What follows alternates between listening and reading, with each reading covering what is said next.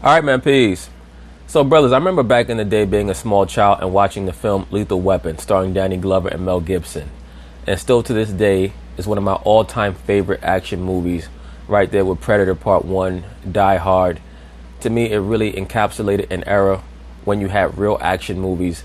You'll never see movies like that again, especially not coming out of Hollywood. So I started to follow Mel Gibson. He was always one of my favorite actors throughout the late 80s into the 90s. Of course, in 1995, he made the extremely entertaining but extremely historically inaccurate film of Braveheart. And that pretty much allowed Mel Gibson to reach a peak in his career that he could not meet ever again. He made relatively decent movies in the late 90s. And then I believe it was in 1999 or 2000, he made a film called What Women Want. And the reason why that film stood out as a comedic semi-classic, not really a comedic classic, but it was a fun movie that he made called What Women Want. And what made it stand out was because Hollywood had been trying to promote this notion about women that they were this great enigma. So the overall crux of the movie is that Mel Gibson played a character who was quote-unquote stereotypically misogynistic or chauvinistic. And I believe that either he gets hit by lightning or something happens where he bumps his head and he wakes up and suddenly he could read the thoughts of women. And of course, he uses that gift to his advantage. I believe that his co-star in the movie was Helen Hunt.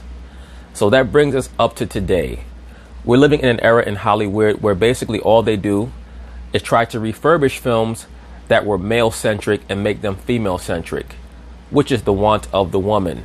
That's normally what she does because contrary to what's taught by simps and Luciferians, so on and so forth, the woman is not really a creator. She's more of a copycat. The woman's creativity does not really extend outside of the kitchen or in the creation of a child with a man. And I'm sure that a lot of people are not going to like this. I'll also give them credit for being very creative when it comes to making clothes or hairstyles. But when you're talking about building something from nothing, building something from scratch, that's not really what the woman does. And that is why what Hollywood is doing with the woman now is trying to find old classics made by men and turn them into female remakes. They did it with Ghostbusters, and they've done it with a bunch of other classics from the 80s, and even the film Ocean's 11 that came out almost 20 years ago. They also remade that with females. And all they've done is wasted their time trying to see if they can one-up men, because that's what the feminist movement is all about. It's an attempt to one-up men. Because, once again, contrary to what they tell you about the feminist movement, it's not based in equality. It's based in comparison. The woman lives her life comparatively. That's why they're always depressed. Because despite what they tell you about how much they love being women, they really don't. They suffer from penis envy. And that brings us to Miss Taraji P. Henson. Well, some people out there would call her Mr. Taraji P. Henson, but I'll leave that for another video. It is what it is.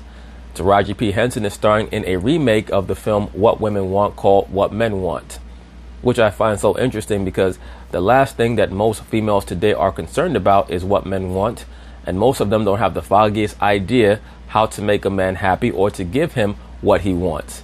So it's very obvious that this film is a comedy. So she stopped by on the Stephen A. Smith and Max Kellerman show. This will give us the opportunity and the backdrop to not only analyze what this film is about, but also to delve into Miss Taraji P. Henson's career and how she got her start and how she's been able to reach so much prominence in Hollywood. So they're going to talk about it. I'm going to chime in.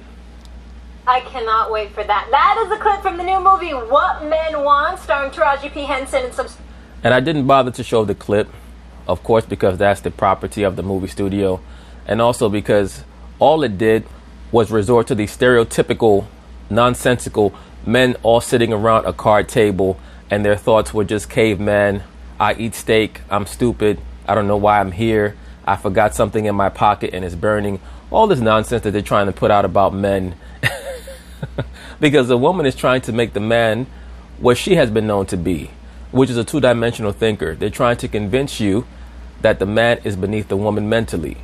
That's what most of these films are about. That's why they all star women 5'4", 120 pounds, and they're getting into fights with 10 men at a time and whooping their ass.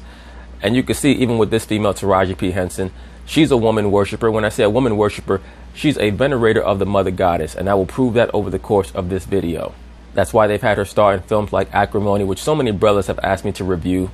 I still have yet to see that film yet, but once I do, I'll go over it. And also she starred in a film called Proud Mary, which very blatantly was an allusion to the mother goddess Aset and her son Heru, and how the Babylonian mystery school system tries to impute that onto the scriptures with Mary and Christ.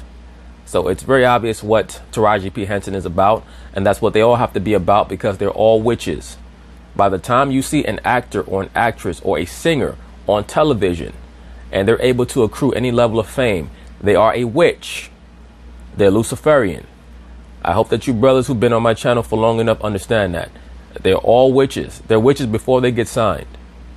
Some stars from the sports world. You saw Shaq there, Grant Hill.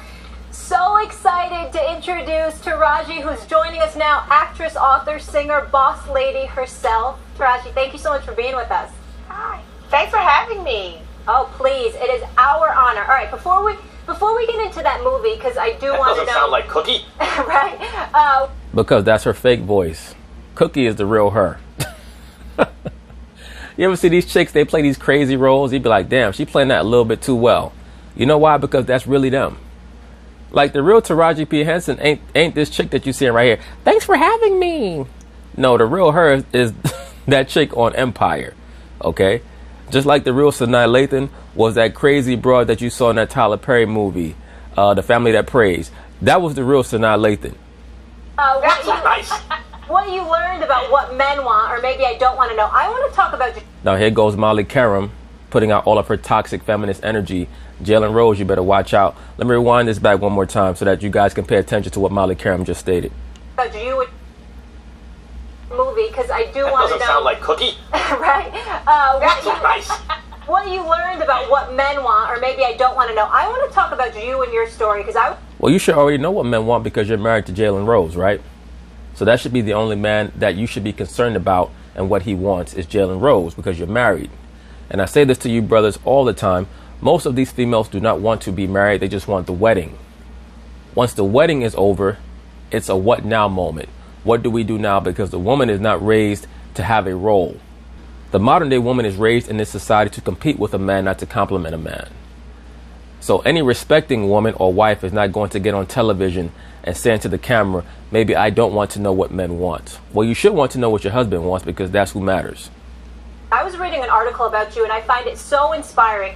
Can you please tell people how you decided to bet on yourself, move to LA, and how you got to this point of superstar status?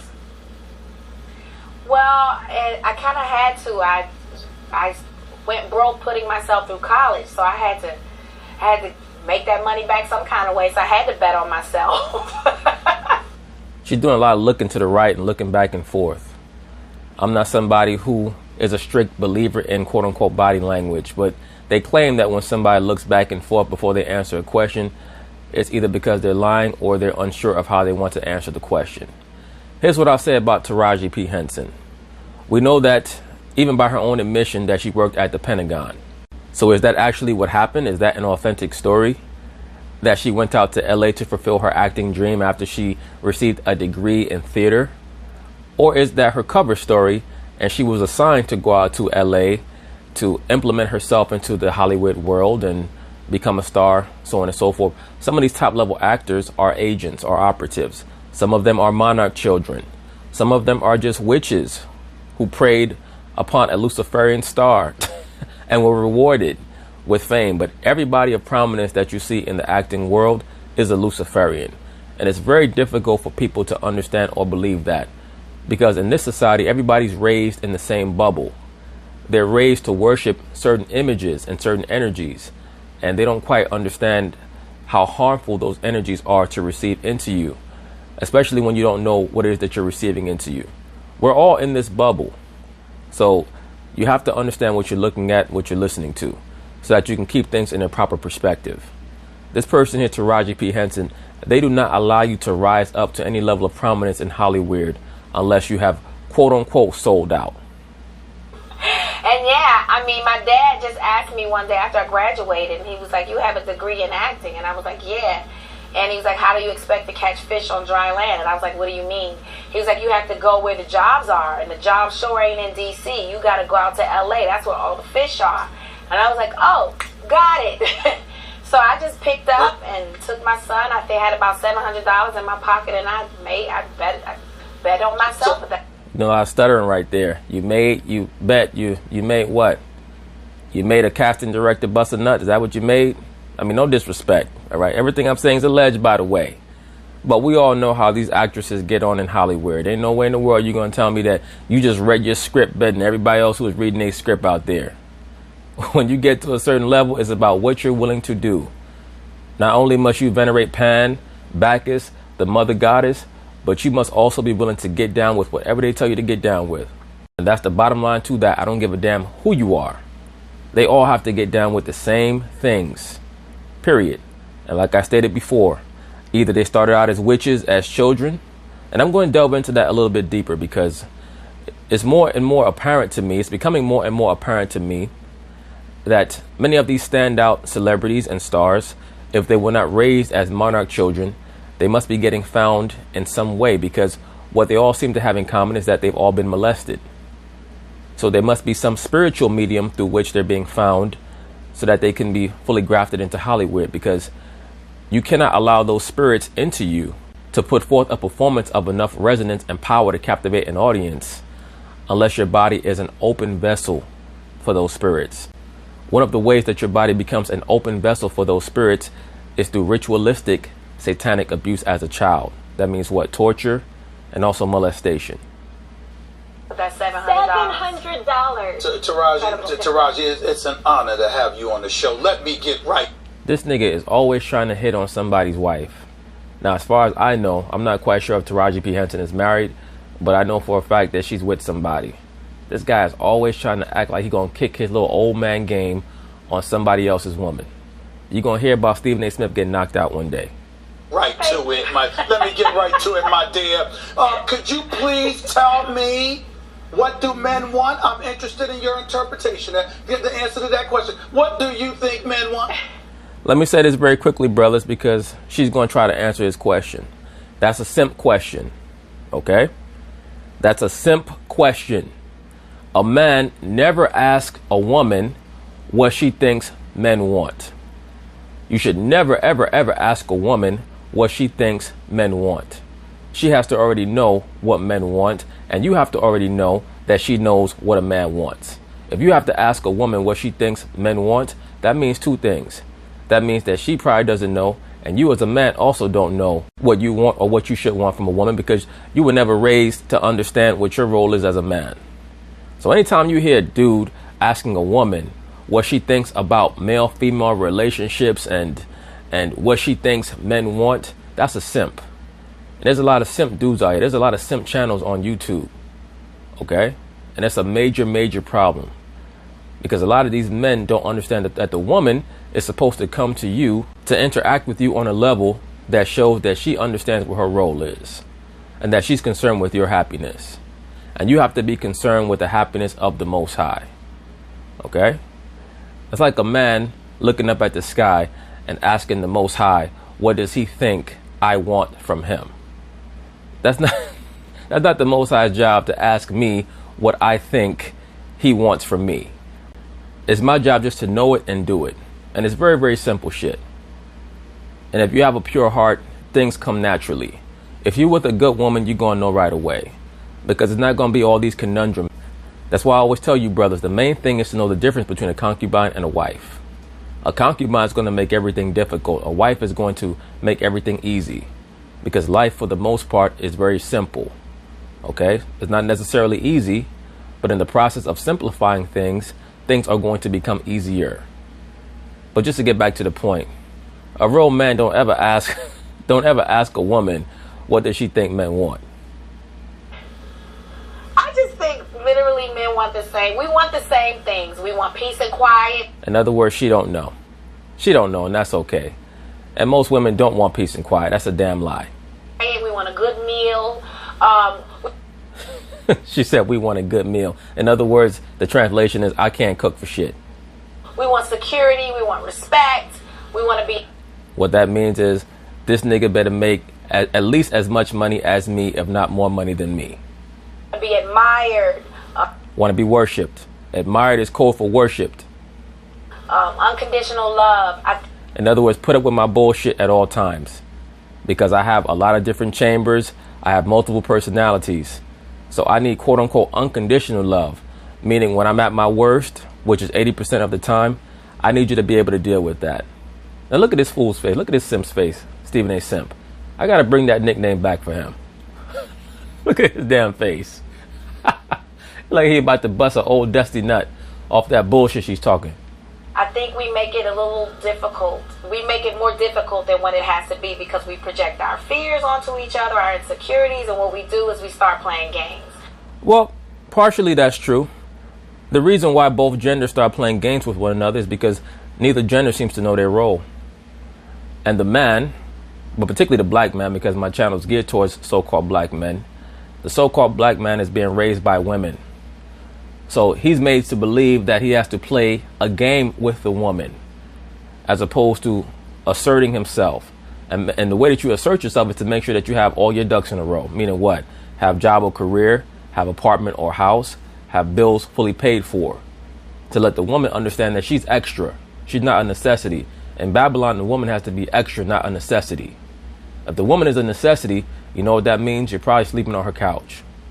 You're probably somebody that she can kick out at any time and denigrate. And you don't want that.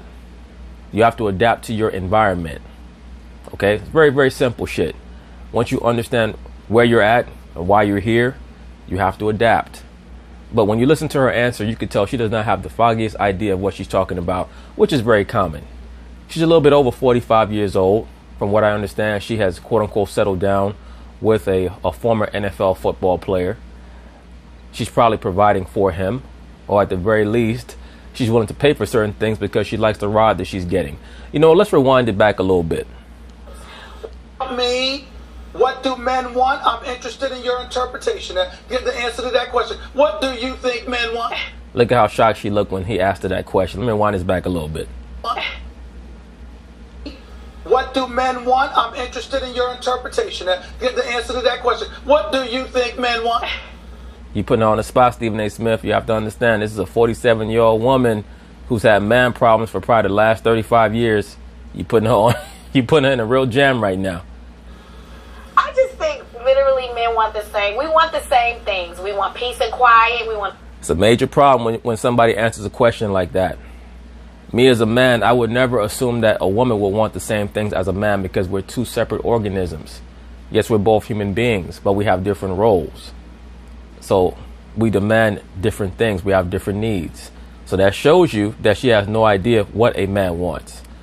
She tried to nullify his question by making it a human thing because she does not concern herself with what a man wants. She doesn't care what a man wants. We want a good meal. We want security. We want respect. We want to be admired. Unconditional love. I think we make it a little difficult. We make it more difficult than what it has to be because we project our fears onto each other, our insecurities, and what we do is we start playing games. When if we just show up to the table as ourselves, not our representatives, and put our truth on the table, then we might have a better shot. But I think in our minds, our truth seems more scarier than if we would just say it to the other person. It's like, oh, usually when you speak the truth, people don't trip. Let me say this very quickly. Her little spiel right there, I'm sure that there are a lot of liberal black women who will listen to that and they'll say, oh, you go, girl. That's so true. Girl, I love what you said there. That resonated with me. That really filled up my soul and my spirit because I've lived through that. Yes, I've been through the lies and I've been through the this and that. Brothers, there will never be a positive change that will occur in society based on the thoughts of a woman. That might sound harsh. That might sound crass. That might sound quote unquote chauvinistic or misogynistic. The woman's brain does not work in a way to establish order. The woman's brain is configured to only satiate her momentary lusts. Okay? So she's not really capable of understanding what she even wants, much less what a man wants. That's why a man has to create order and structure in the society so that the woman knows what her job is. It's not about what she wants, it's about what her job is. And when you know what your job is, then you fulfill your role. And that's it. That's why in other cultures, marriage is not about falling in love. The father tells his daughter, that's who you're going to marry. Okay? And when marriage was about that, that's how marriages lasted. In America and in Western cultures, relationships and marriage are about two people, quote unquote, being attracted to one another, or two people falling in love. That's why relationships do not last in Western society, because they're based on the whims of the woman, and they're based on the male who has become like a woman now. The simp is just a female trapped in a male's body. So for the most part, men in this society don't figure out what this shit is really about until they're about 35, 37, 38 years old. Then they sit back and they say, damn, I have 2 or 3 kids by 2 or 3 different women. I fell in love 2 or 3 times. I tried to make marriages work. Now I have to work at the plant for 13 hours a day to pay child support and alimony. Life sucks. You know why? Because they were never taught anything as young men. Life is about understanding what you're supposed to do, not how you're supposed to make somebody else feel. You can't be concerned with how somebody else feels. But just to get back to the point, this person here, Taraji P. Henson, she does not have the foggiest idea what men want. She's an actress. All an actress is an enchanter or an enchantress, a sorceress. That's it. Okay, she says, well, we have to come to one another bearing everything and being real. Well, if that's the case, are you going to come before your man without a weave on and no makeup on? Let's be for real. Are you going to come to him without high heels on and your push-up bra on? You're not going to do that. So let's be honest about it. Wow. Wait, Depends. so that's I found it very interesting that your dad told you, go be an actor, right? Like, go move, because usually it's the parents going, you're not going to make any money in acting, go get a sensible job. That's very unusual. Yeah. Or maybe her dad was her handler as a child. Maybe he was the one who instilled her programming and sent her out to Hollywood. Remember, once again, supposedly she was a receptionist or a quote-unquote secretary at the Pentagon. Okay, that's what she says. Like to hear a parent do that. I know, I've always had that support from my family, because they knew I was special. I just didn't fit in with everybody else. So they was like, yeah, she's got to do something else. I agree with that. And brothers, let me say this very quickly. A lot of you brothers out there are special. And you don't have any business working in corporate America. I've always stated this: corporate America is not for the so-called black man. But certain brothers can't think or operate outside of that construct. So if you can't, then you should be there. But the so-called black man does not belong in corporate America. That's nothing but high school 2.0. That's it. But if you know that you're artistic or creative, you shouldn't be there, because you're going to feel confined. If your brain works in a way of great breadth or width, if you're always searching for things and trying to figure out life, you don't belong in a conventional construct. It's only going to pin you down. I would have worked in corporate America. Well, that's good. At least she's honest with herself about that. Well, I think you made the right choice. Taraji, talk to me about this movie. How fun was it making it with these guys? We saw a bunch of athletes in it filming with you. Yeah, it was so much fun. It was interesting at that table when I sat down. I know Shaq, we go kind of way back, but I'm sitting at this table with these big, incredible guys, and who... She said she'd go way back with Shaq. Who knows? They might have been programmed.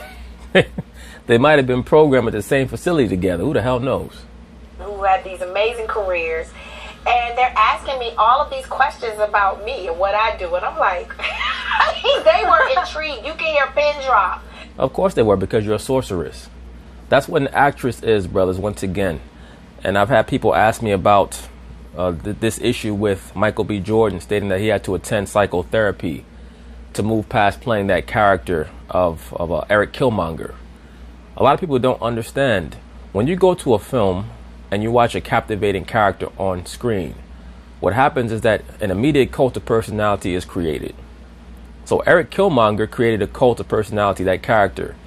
And I stated this when I did the review of that film Black Panther. So many pro-blackity blacks were captivated by Michael B. Jordan's performance in that movie, playing the role of Eric Killmonger, because he represented a certain archetypal figure. He was the person that most of these pro-blackity black dudes wished that they were. The person who actually was about action and not just words. And it's very clear that Michael B. Jordan had to allow a spirit inside of his body that was not his own. and his own spirit was placed into the sunken place, and that other spirit was allowed to take over. But I'll be covering the concept behind that in other videos. What they are is they're necromancers, or they're sorcerers, observers of times. The scriptures also refer to them as being able to conjure familiar spirits. Okay, that's what actors are, or actresses are in Hollywood. That's all they are. They allow their vessels, their bodies, to be open for other spirits to come into them so that they can be somebody else.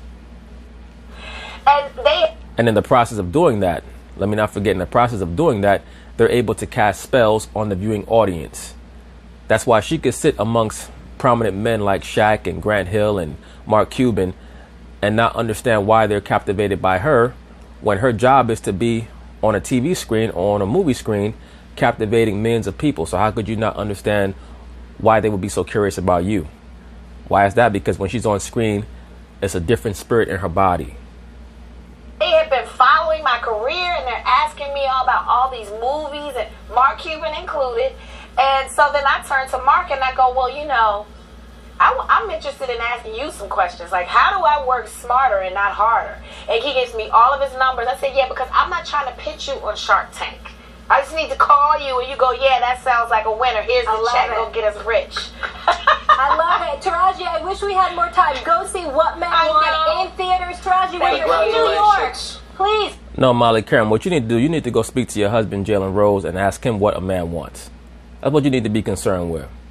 You know, brothers, every once in a while I'll get these women in my comment section. Oh, Judah, I just want to thank you because I'm married and you made me see that maybe I was not being the best person than my husband. No, you need to go thank your husband. Don't thank me. Because he's the one who's been putting up with your bullshit all them years. I haven't been putting up with it.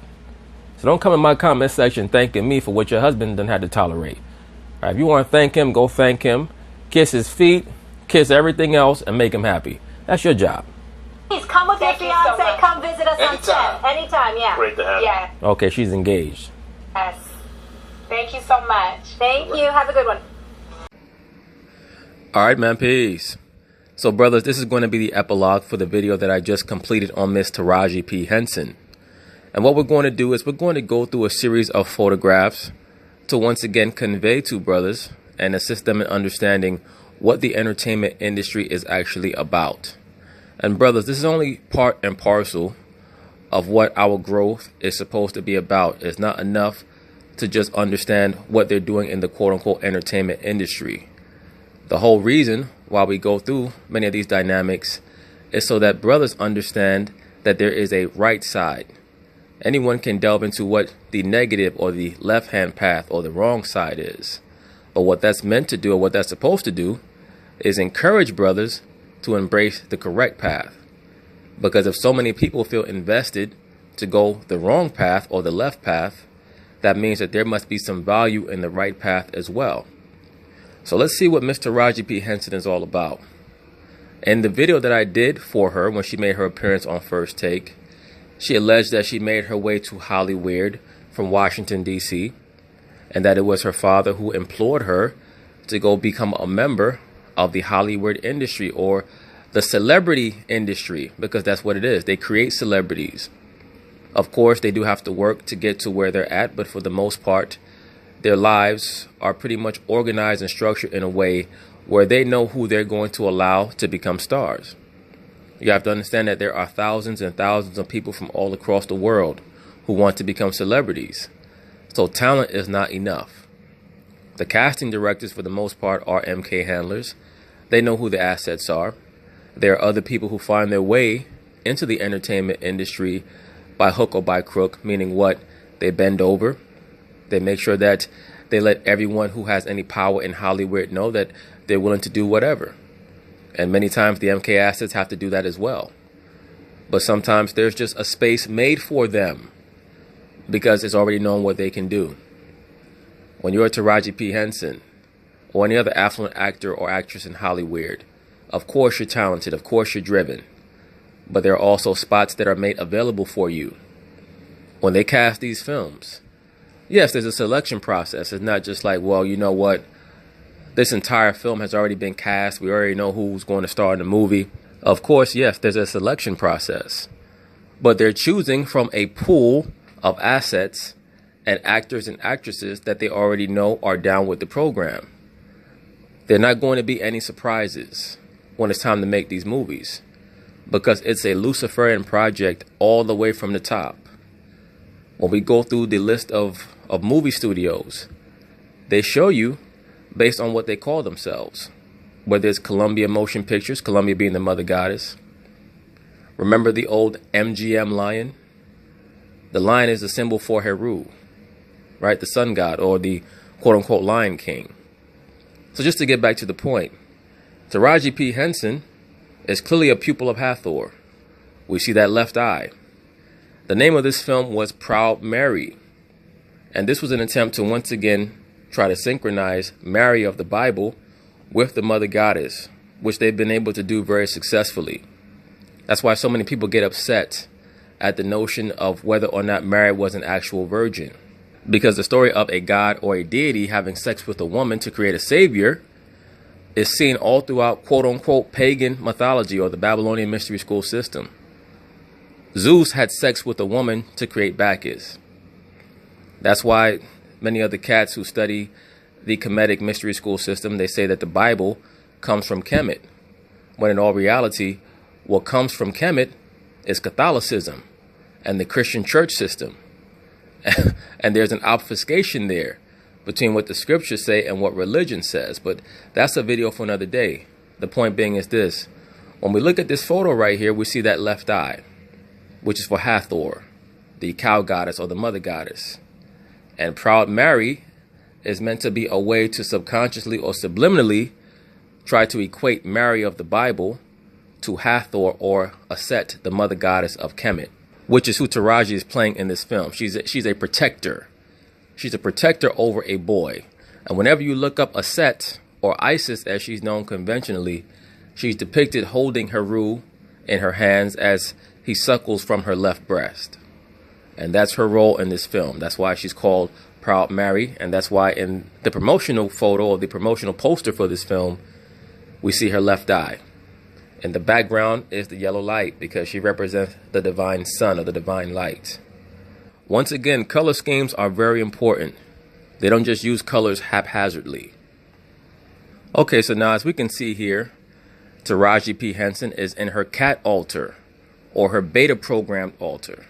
And I've mentioned this numerous times in many videos pertaining to many of these females and also many of the men. When they're depicted in animal print, that's to convey their sex altar. They're all sex slaves within the industry. At any moment, they can be called up by a top-level executive who has their keys, and their job is to go service him. That's how they maintain their standing in Hollywood. But as we can see, Taraji is a stylized kitten here, or a stylized feline. That's meant to be an allusion to her sex altar. This is another angle.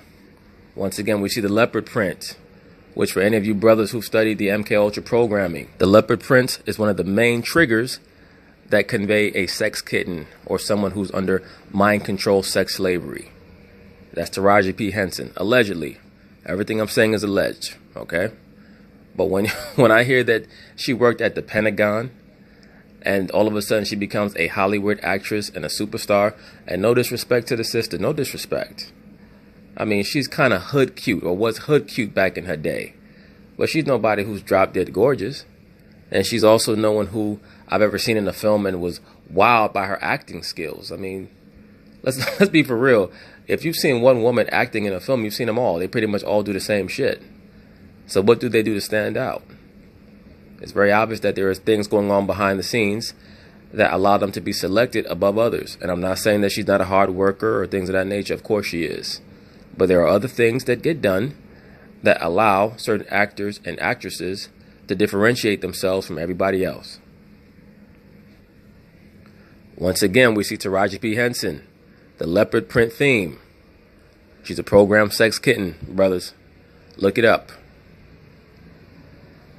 Even her glasses, I believe they call that like the tortoise shell glasses. But notice they have a very similar print layout to her clothes and to her hat. Here we have a photo that's a bit of an allusion to not only her being a sex slave, but also her having a certain level of understanding of the Osirian mysteries. Now, Osiris or Asar is just a Kemetic version of Bacchus. That's it. So when you see that X over the chest, that's meant to be an allusion to Asar, the god of death, also the god of transformation. So they become new creatures. Like on the right-hand side, you become a new creature in Christ. On the left-hand side, you become reinvented or rejuvenated as a new creature in Asar or Osiris. That's why one of the rituals is that you get inside of a coffin. When you come out of the coffin, you're a new person. That's according to the Luciferian doctrine. Now, this also is a very loaded photo. Brothers, pay very close attention to this photo right here. We'll see numerous themes. The left eye for Hathor. Now, when it comes to PETA, or the so-called animal rights activists, this is all a scam, and it's a front for the actual worship of the god of the animals. The god of the animals is Pan. Now, Pan was known in ancient Kemet as Ptah, the creator god. As Ptah Men, he was known as the creator god with the erect phallus. Okay? That's how he eventually took on his goat altar, because the goat altar is symbolic of lust and fruitfulness, you know, through sexual urges, so on and so forth. Like, that's where you get the term a lusty goat. Okay? So Ptah is where we get that term Pita from. And that's why that organization calls itself that. That's the god of the woodlands, or he became known as the god of the woodlands and the god of the animals.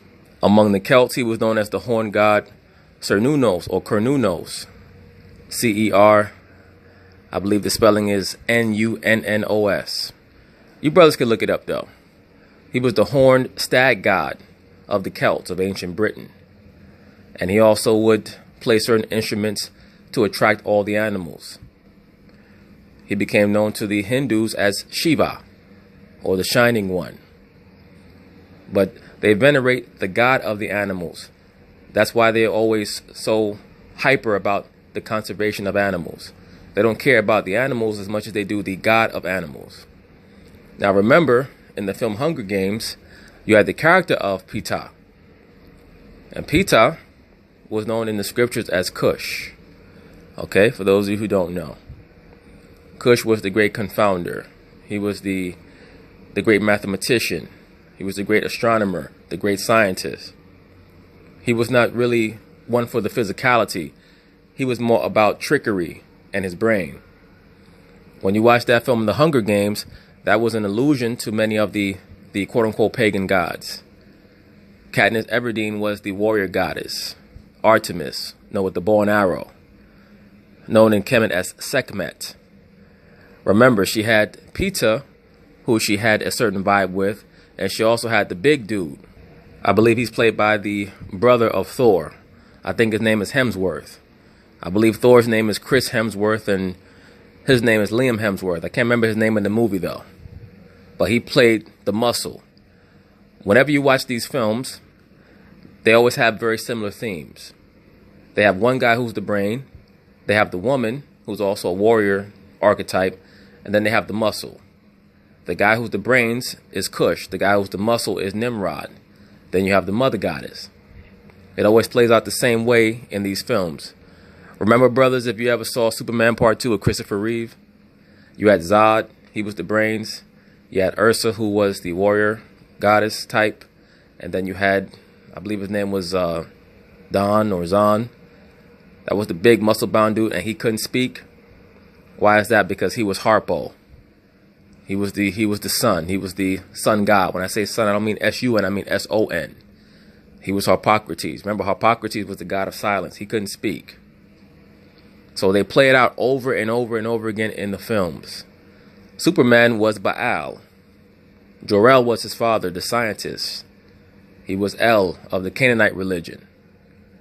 They do it over and over and over again. But the point being is that in this cover photo right here, where we see Taraji P. Henson, that's to show her devotion to the horn god, Ptah Men. That's what PETA is for. P-E-T-A, that's for Ptah. And now he became stylized as Peter Pan. Remember, Ptah became known in Greece as Pan. Pan was the god of pederasty or man-boy love. So I believe it was J.M. Barrie who created the character of Peter Pan, which was meant to be an allusion to Pan. That's why Peter Pan had what? The Lost Boys. Pan would play the panpipes and he would lure boys out to the woods and he would have sex with them. They had to water it down, so he created the character of Peter Pan. Peter Pan had the Lost Boys. And if you ever really watch a Peter Pan movie or Peter Pan cartoon really closely, there's a very clear implication of pederasty with Captain Hook, chasing around all those little boys. Now, to take it to a whole other level, I mean, not to digress too much, but I'll probably delve into this deeper if I ever do a review of this particular film. The film Lost Boys was very revelatory because what they were conveying and what they were showing you is where we get the concept of a vampire from.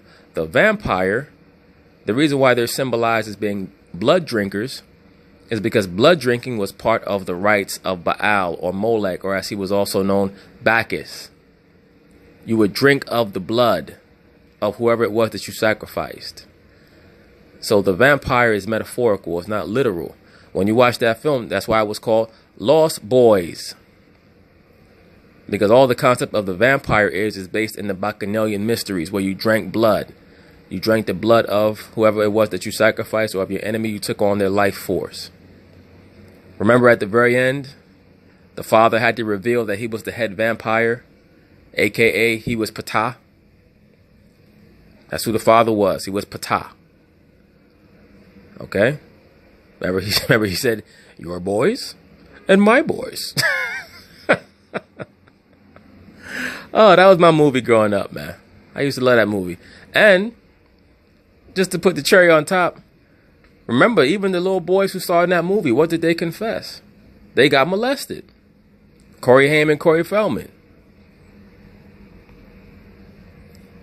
Now here's another photo of Taraji P. Henson decked out in all red.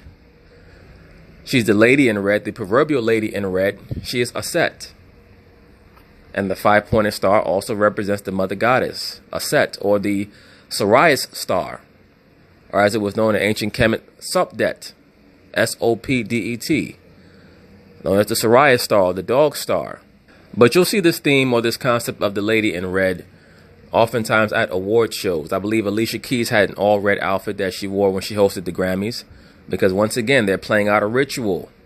They're casting themselves as Isis or Aset. Okay, brothers? That's why she wore all red when she received her quote-unquote star on the Walk of Fame. You can't get a star on the Hollywood Walk of Fame unless you're Luciferian. Not possible. Okay? It's not possible. They're all members of the craft and most likely raised up in it. I don't think that Taraji P necessarily had a choice in the matter. So, brothers, I just wanted to show a very quick depiction of Aset or Isis. As we can see here, she has on the red dress.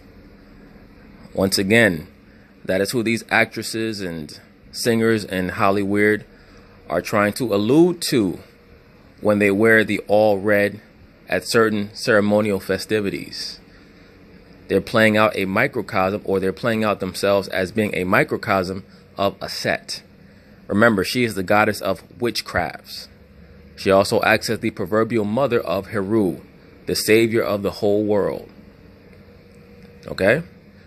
That's why so many of these females today are so interested in promoting the antagonism between the genders, because they're looking for some type of praise and veneration based off of the subconscious belief. It's subconscious, but it is a belief, and it's more and more becoming conscious, because as I've stated, many of these females are starting to be more overt with their worship of the mother goddess and trying to forsake the concept of the Most High being a male figure, because they want to take away any aspect of origin from a man, because what that naturally entails is obeisance to the masculine principle, and they don't want that. But just to get back to the point, as we see here, Aset has on the all red.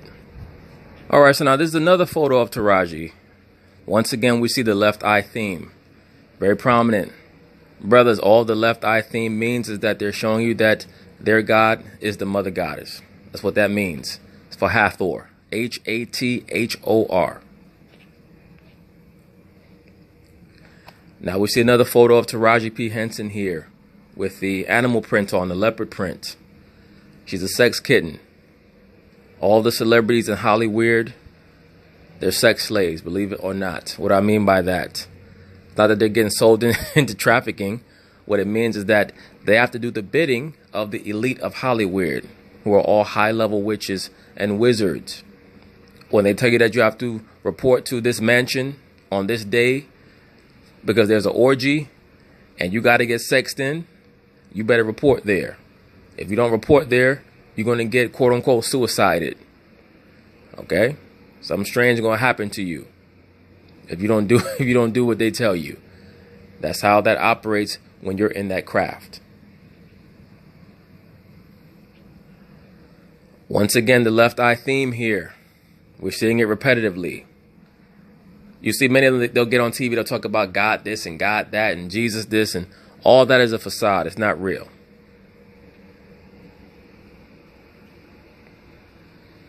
Another left eye photo here. Over and over and over again, we see the left eye with Taraji P. Henson. This is even more stark and more purposeful. She went out of her way to hide her right eye. What does that mean? That means that she has no regard for the male God archetype. She has no regard for it whatsoever. Brothers, one of the main reasons why it's so difficult for men and women to vibe now is because of that rivalry between, or that that self-created rivalry. When I say self-created, I'm talking about from those in the craft, the rivalry between the male God archetype and the female God archetype. Because of that, it's going to be very difficult for you to really build a fruitful relationship with most of today's women, assuming that you yourself understand what you're supposed to be believing in. Oftentimes, a male and a female get together and neither one of them understand what their role is because they've never been taught anything. They have no idea what's going on around them. They have no idea of the energies that are flowing through them and around them. And those energies end up manifesting themselves anyway, whether you understand it or not. But just once again, Taraji P. Henson, making sure that she highlights the left eye to show you that she only believes in the mother goddess. That's it. And behind the scenes, I'm not going to call her a lesbian per se, but she's a pansexual, right? Allegedly. Oh, this photo here, I snuck this in because Erykah Badu is in that film that she just did, What Men Want. Right? Erykah Badu is in that film playing a witch. And why is that? It's because Erykah Badu is a witch in real life. And she's wearing the top hat of a wizard. You can't get much more, brothers. I mean, damn. This is purposeful. Like, I'm sure some of y'all, come on, man. It's just, her head got in her eyes. Come on, brother. You're going too far. Why are you talking about our sisters like this? Look at this, brother. She went out of her way to just show her left eye. Why is that? Because she's a venerator of Hathor, of Isis, of Aset. And she's going down that left-hand path to destruction. It is what it is. Here she's trying to show you that she's a magician and also a showgirl. Whatever it takes to get the job done, whatever it takes to get those roles, she's going to do. And once again, she's highlighting the left eye. This was a promo photo for the film. Now they tried to act as if the film was just some innocent venture and fun, and it's just a play on the original movie What Women Want with Mel Gibson. Now they have Taraji P. Henson in there. You got to ask yourself, the original movie starred Mel Gibson. So one would think if they were going to make a women's version, that they would have picked the Caucasian woman. They picked the so-called black woman. Why is that? Because this woman is so loyal to whatever the protocol is in Hollywood, they're going to allow her to play those roles. And notice in this photo, once again, she has on the red dress. And she has baseballs in her hand, stylized as testicles, to show you that she, as the mother goddess, has authority over men and manhood. This photo here is meant to show what, or convey what, brothers? As above, so below. Okay? She's the proverbial Baphomet here. As above, so below. Right hand up, left hand down. So now, brothers, this is a photo of the Baphomet, one in which I'm sure that most of you have seen before. I just posted here so that we can compare and contrast what we just saw in the photo of Miss Taraji P. Henson, with the right hand up, left hand down, her smiling. That was meant to throw you off from what the photo was actually about. Now, when we pay attention to this photo here of the quote-unquote Baphomet, we see many of the themes that we see associated with the Mother Goddess, and that we've also seen associated with Taraji P. Henson. As I stated, she got a star on the Hollywood Walk of Fame. It was a 5-pointed star for the Mother Goddess. What do we see on the forehead of this entity here? We see a 5-pointed star, the quote-unquote upward pentagram. Right along or over the right wing of this creature, we see the crescent moon, which is also a symbol of the Mother Goddess. So, brothers, that's why it becomes so easy for many of our people to start to accept the worship of this creature right here, because they're told this creature is the embodiment or the soul of Asar, and Asar was the black god, and we got to get away from that Bible, and we got to get away from this and get away from that. That's what a lot of the wokey wokes or the black Luciferians do. They try to demonize the Bible by associating it with the Caucasian man. That's how they scare a lot of our people away from understanding the truth. Next thing you know, you're venerating this nonsense right here, which entails that you be a pansexual, which entails that you be a pederast, which entails that you eventually become a blood drinker and a cannibal, and that you practice ritualistic sacrifice of babies. And before you know it, many of our people, they start on a path of trying to find out who they are as so-called black people. Next thing you know, they're doing all these things, and it's very unfortunate. Now, brothers, as we see here, Taraji P. Henson made an appearance on the comedic witch coven known as Saturday Night Live. Once again, same left eye theme. Background lighting is a mixture of red and orange. It's kind of like a blood orange, which makes sense. It's a mixture of ritualistic sacrifice and also the power of the quote-unquote sun, showing you that she's been illuminated. This broad has done a lot of things behind the scenes that she will never confess to, ever. She might not even remember. Who the hell knows? Now, brothers, you see this photo right here? You'll see this type of theme often with MK assets when they have their photo shoots. They'll depict them having a zipper going down the middle of their body, and one side will be adorned or made up a certain way, and the other side will be adorned in a different way.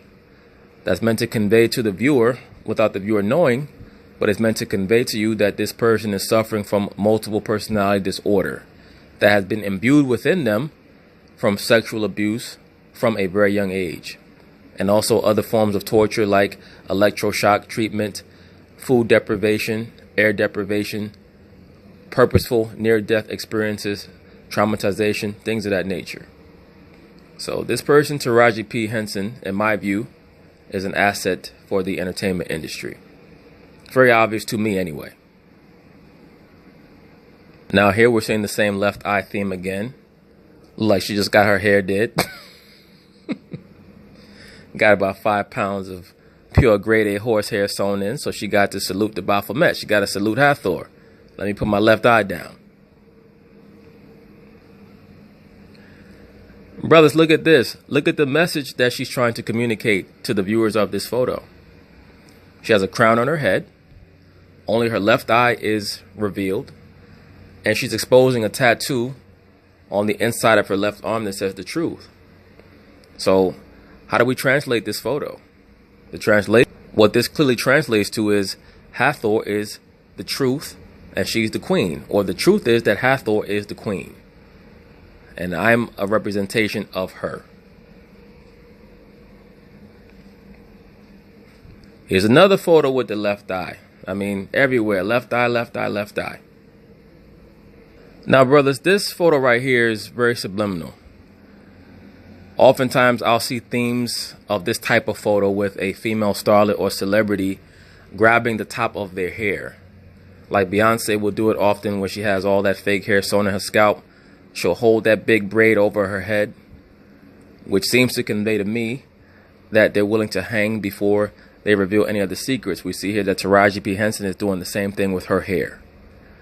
All those women within the craft, they will not relent, and they will not give in to the power that has been given to them for bowing down to the mother goddess archetype and adhering to it. Now this photo here, I'm not going to say anything about it. I'm not saying that there's any type of Luciferianism involved. I just saw it, and honestly, I had to pull my quilt up under my chin when I saw this shit, brother. I said, what the hell is going on here? Just looked like it looked like Michael Jackson mixed with a damn Chihuahua. I said, what the fuck is going on with this shit? Wow. She need to burn this photo. God damn. Yeah, brothers, I'm going to end the video on this photo right here. Okay? Keep your nightlight on if you're scared. But anyway, peace.